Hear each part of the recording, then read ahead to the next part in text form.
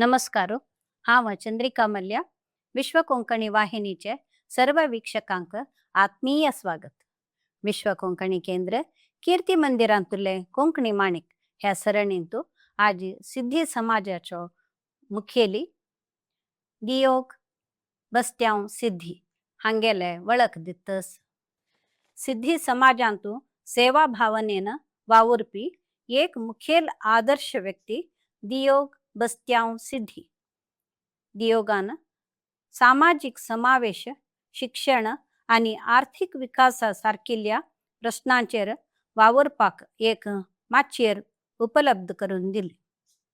दियोग बस्त्यांव सिद्धीच्या फुडल्या कामांतल्यान तांकां आनीकय नांव आनी प्रभाव मेळपाची शक्यता आसा.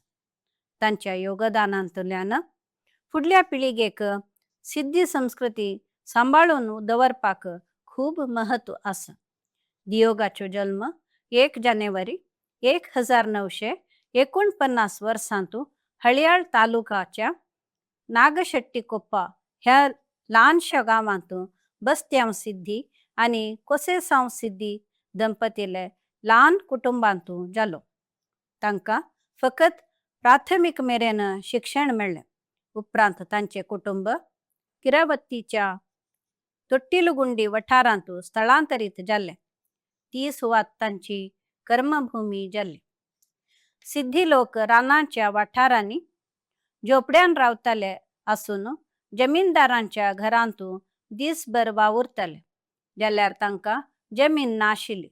ह्या दुख्खाक आनी एक कारण म्हणल्यार सरकारान ह्या आदिवासी लोकांक अनुसूचित समुदाय म्हणून मान्यताय दिल्ली नाशिल्ली.